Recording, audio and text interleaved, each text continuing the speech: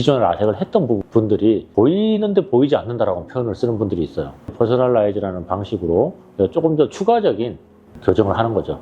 그러면 이제 각막 지용도를 바탕으로, 그 다음에 눈 동자의 전체 난시를 바탕으로 그 사람의 부정 난시를 추가적으로 잡아주면 아무래도 전반적인 이제 개선이 될 수 있는 새로운 이제 수술 방식입니다.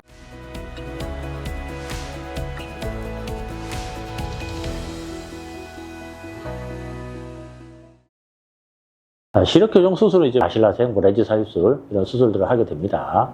수술을 하게 되면 이제 1.0을 100점 만점이라고 얘기하면 1.0의 시력이 나오는 사람이 100명 중에 한 90명 정도 나옵니다. 0.9가 나오는 사람들이 한 100명 중에 8, 9명 정도 되고 0.8이 나오시는 분들이 보통 100명 중에 한두 명 정도 이제 되게 됩니다. 근데 문제는 1.0이 나오는데 힘들어 하세요. 사실 뭐 수술을 한 의사 입장에서는 좋아진 거잖아요. 그렇지만 환자분 입장에서는 1.0이 됐지만 어떤 증상들이 생기면서 그거에 대해서 굉장히 힘들어 하시는 분들이 왕왕 있어요. 뭐 많지는 않지만 가끔 이제 보게 됩니다. 그게 가장 이제 대표적인 이유가 크게 뭐 3가지죠. 안구 건조증이 일단 생기고, 그 다음에 빛번짐이 일단 생기고요.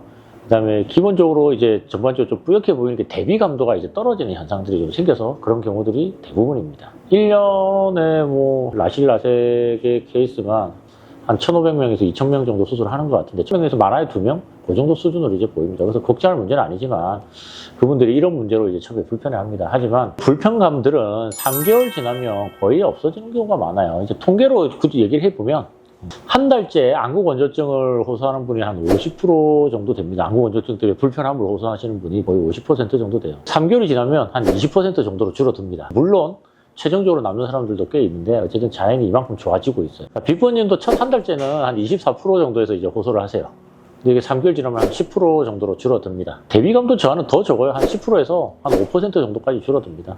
근데 어쨌든 좋아진다는 거죠, 많이. 안 좋아진다고 남는 분들도 강도는 많이 줄어들어요. 그게 기본적으로 각막이 회복하는 과정에서 나타나는 어떤 다양한 변화들로 인해서 이런 현상들이 나타날 수밖에 없습니다.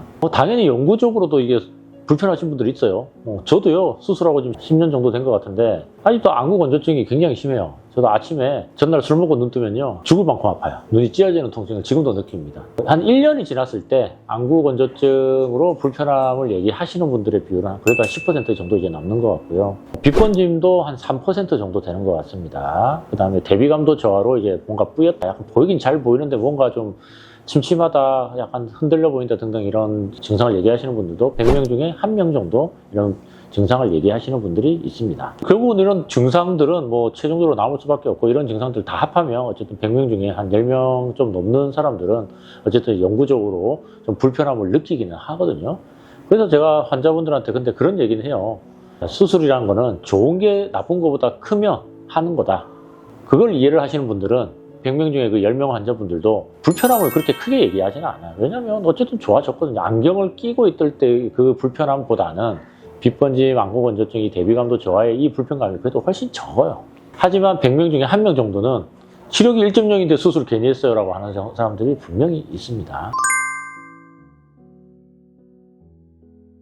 우리가 아무리 비싼 돈을 들였다고 해도 이 불편감, 부작용을 0%로 만들 방법은 없어요. 지금까지 말한 3가지 빛번짐, 안구 건조증, 대비감도 저하에 대해서는 선택할 수 있는 옵션이 있습니다. 하지만 이 옵션도요, 장단점은 좀 있습니다. 라섹 같은 경우는 눈동자의 표면을 약 7mm에서 8mm의 원을 다 깎아버리는 건데 표면을 자꾸 깎아내는 라섹에 비해서 이제 스마일 라식이라는 수술은 검은 동자의 중간 부분에 절편을 만들어내서 그거를 빼내는 방법이에요.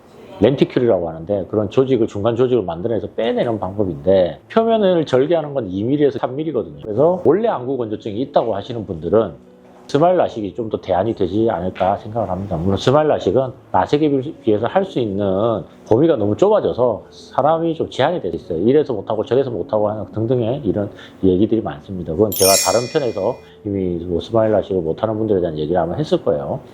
거기 찾아보시면 되고, 기본적으로 어쨌든 안구 건조증은 스마일 라식이 라섹보다는 훨씬 적게 생긴다.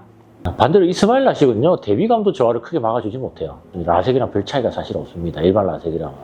하지만 요즘은 이제 정말 최신 기술이 많이 계속해서 도입이 되고 있는데, 저희 병원에서 갖고 있는 그 퍼스널라이즈라는 이 수술 방법입니다. 퍼스널라이즈가 뭐 특정한 라식이나 라섹 같은 새로운 기술이 아니라 검사 과정에서부터 수술하는 그 데이터를 분석하는 과정까지를 이제 하나의 상품명으로 만든 건데, 어느 정도 요즘 이제 점점 이제 조금씩 알려지기 시작했어요. 우리나라에도 도입된 지 한 3, 4년 정도밖에 안 된 것 같고, 퍼스널라이즈를 하면 검은 동자의 앞부분부터 지금까지 라섹이나 라섹으로 조절을 못했던 우리 수정체 아니면 유리체 망막까지 눈동자의 앞에서부터 제일 뒤쪽까지의 모든 난시를 다 교정을 해주는 방법입니다. 그러면 아무래도 대비 감도가 훨씬 줄어들긴 합니다. 대비 감도가 줄어들니까 빗번짐도 좀 줄어듭니다. 확률적으로.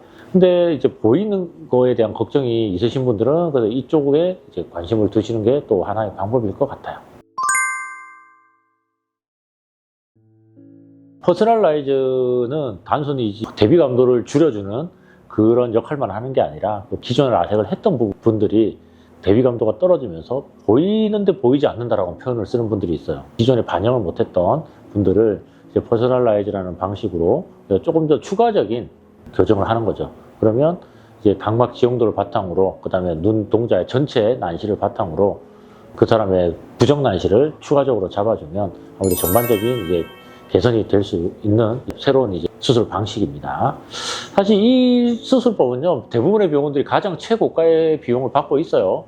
고가의 비용을 받는다고 이 수술은 솔직히 병원 입장에서 남지 않아요. 저희 병원에서 수술하신 분들은 아실 건데, 저희가 이 퍼스널라이즈라는 수술을 환자들한테 적극적으로 밀지도 않습니다. 소개만 해드리지. 그런 게 있어요라고 소개만 합니다.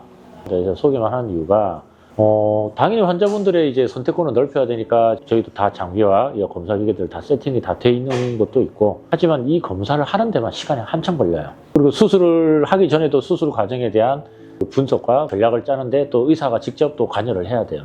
그리고 수술은 직접 당연히 의사가 다 하는 거고. 제 입장에서는 다른 환자들보다 제가 들어가는 시간만 2배의 시간이 걸리고요. 다른 라섹에 비해서.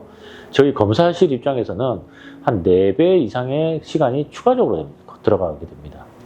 어떻게 보면 비효율의 극치인 수술이에요, 사실은. 그만큼 이제 철저하게 분석을 해서 환자분들의 이제 더 좋은 결과를 위해서 최고 사양의 수술을 어쨌든 저희가 만들어내려고 하고 지금 노력하고 있는 부분이라고 생각해 주시면 될 것 같습니다. 어쨌든 완벽한 수술은 없어요. 1000명에 한 명이 문제가 생기든 100명에 한 명이 문제가 생기든 어쨌든 수술 자체의 결과에는 문제가 없더라도 그리고 환자분의 만족도에는 문제가 생기는 가능성은 무조건 있습니다. 어떤 수술이든 간에.